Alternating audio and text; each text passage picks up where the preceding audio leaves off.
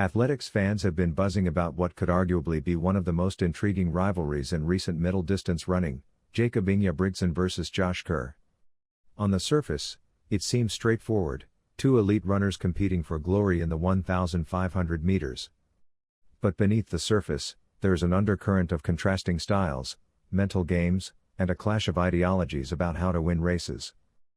A tale of two athletes. Jakob Ingebrigtsen, the Norwegian wonderkind, has been in the spotlight since he was a teenager. Formerly coached by his father, Gert, and molded by an intense family-driven system, Jakob's rise has been nothing short of meteoric. By the time he was 20, he was an Olympic champion in the 1,500 meters and the undisputed king of tactical, front-running races. He's often described as a metronome on the track, setting an unwavering pace that breaks down his opponents. Jakob's approach is clinical, almost machine-like, with a heavy emphasis on numbers, splits, and precise execution.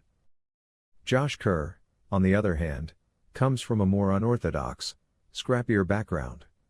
The Scotsman honed his craft in the NCAA system at the University of New Mexico, where he learned how to thrive in unpredictable, aggressive race environments.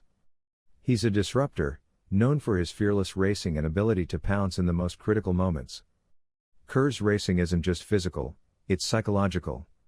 His victory at the 2023 World Championships in Budapest, where he defeated Jakob in dramatic fashion, showcased his mastery of timing and mental fortitude. The Budapest Shockwave. To fully understand the problem between these two athletes, we need to revisit the 2023 World Championships. Jakob entered the 1,500 meters final as the overwhelming favorite. He had been unbeatable in Diamond League races, often running races in a style that gave opponents no chance to challenge. Most expected Jakob to take the gold with relative ease. But Kerr had other plans. Unlike Jakob's previous rivals, who were often content to let him dictate the race, Kerr threw a wrench into Jakob's rhythm. He bided his time, staying close enough to strike but conserving his energy for a decisive move in the final 200 meters. When he surged, Jakob couldn't respond. Kerr took the win, shocking the world and exposing a potential vulnerability in Jakob's seemingly invincible strategy. He struggles when forced out of his controlled comfort zone. Contrasting philosophies. What makes this rivalry so compelling is that it's not just about who's faster, it's about clashing philosophies. Jakob is a proponent of consistency, data, and control. His races are meticulously planned.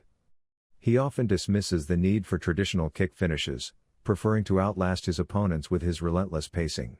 Kerr, however, thrives on chaos. He believes in reading the race in real time, exploiting weaknesses, and relying on instinct when the moment demands it. This ideological divide mirrors broader debates in sports. Should athletes rely on data and control every variable, or is there still room for intuition and unpredictability in modern competition? Jakob's methodical approach might be the future of middle-distance running, but Kerr's victory in Budapest proved that the old-school gut instinct style still has its place. The mental game. Another layer to this rivalry is the psychological battle. In the wake of his loss, Jakob downplayed Kerr's victory, attributing it to his own bad day rather than Kerr's superiority. This sparked debates among fans and commentators. Was Jakob genuinely off form, or did Kerr simply outclass him? Kerr, for his part, didn't shy away from the spotlight, emphasizing that he believed in his ability to beat Jakob all along. These subtle jabs and underhanded comments have only added fuel to the fire, creating a rivalry that feels deeply personal. What's next? The most exciting part of the Jakob Ingebrigtsen vs Josh Kerr story is that it's far from over. Both athletes are young, with many battles left to fight. Jakob has vowed to improve his tactics and address the weaknesses that Kerr exploited. Kerr, meanwhile, is riding high on confidence and has no intention of ceding his position at the top. Looking ahead, the stakes couldn't be higher. Every race between these two will be a test of not just physical fitness but mental fortitude and strategic brilliance. Can Jakob reclaim his dominance and prove that his methodical style is unbeatable? Or will Kerr continue to disrupt the status quo with his unpredictable, fearless racing? Why it matters. This rivalry is a gift to the sport of middle-distance running. It's not just about who crosses the finish line first, it's a battle of ideologies, personalities, and approaches to competition.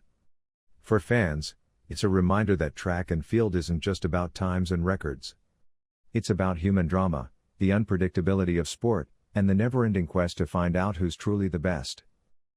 Whether you're Team Jakob or Team Kerr, one thing is certain: the next time these two step on the track, the world will be watching. And isn't that what makes sport so special?